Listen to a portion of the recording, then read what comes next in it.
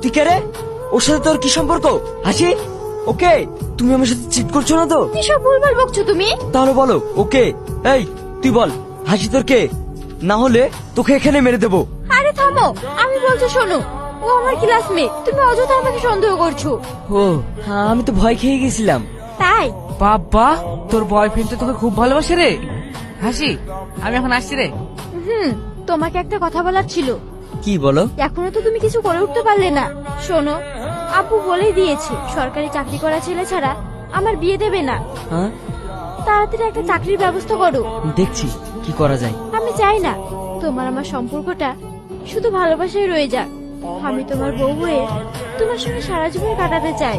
আমিও চাই না তোমাকে হারাতে। সেলিম, কলেজ তো শেষ, এখন কি করবো ভাবছিস? ভাবছি একটা কাজ শুরু করব। কি কাজ? একটা ছোট্ট প্লাস্টিক ফ্যাক্টরি যদি দাঁড় করাতে পারি, তাহলে আমাদের আর কারোর কাছে হাত পাততে হবে না। ওসব করতে তো অনেক টাকা লাগবে। খুব বেশি না আব্বা, শুরুতে ওই 2 লাখ টাকা মতো লাগবে। 2 লাখ? এত টাকা আমি কোথায় পাবো? আমার এই হাতের বালাগুলো বিক্রি করে না না মা, তোমার হাতের বেলা আমি নিতে পারবো না।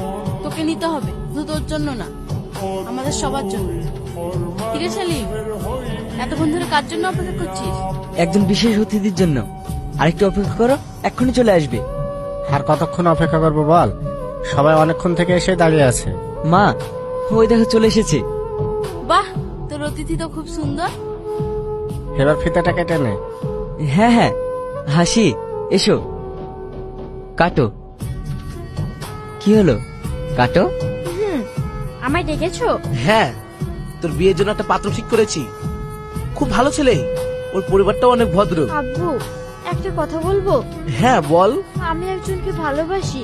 কি বলছিস তুই? কই, আগে তো কিছু বলিসনি। আব্বু, আমি তোমাদেরকে ভয়ে কিছু বলতে পারিনি। এতে ভয় পাওয়ার কি আছে? কে ছেলেটা? ওর নাম সেলিম, ও খুব ভালো মনের মানুষ, আমাকে খুব ভালোবাসে। তাহলে এক কাজ কর, ওকে একদিন আমাদের বাড়ি ডাক। নিজের চোখে না দেখলে কি করে বিচার করব? আমার একমাত্র মেয়ের জামাই কেমন হবে? এক কাজ কর, কালকে ছেলেটাকে আমাদের সাথে দেখা করতে বল। থ্যাংক ইউ আব্বু। আব্বু, এ সেলিম। আসসালামু আলাইকুম আঙ্কেল। ওয়ালাইকুম আসসালাম। বসো। তুমি এখন কি করো? আসলে আব্বু, সেলিম সবেমাত্র গ্রাজুয়েশন কমপ্লিট করে এখন একটা ব্যবসা শুরু করেছে। হাসি যেটা বলছে সেটা কি সত্যি? হ্যাঁ আঙ্কেল। দেখো, ব্যবসায় কোনো ভবিষ্যৎ নেই। আজ হয়তো ভালো চলছে, কালকে নাও চলতে পারে। যদি কোনো সরকারি চাকরি করার ইচ্ছা থাকে তবে হাসির সঙ্গে মেলামেশা করো। আসলে আঙ্কেল, আমার বিশ্বাস এই ব্যবসায় আমি একদিন সফল হব, আর হাসিকে আমি কোনোদিন কষ্ট পেতে দেবো না।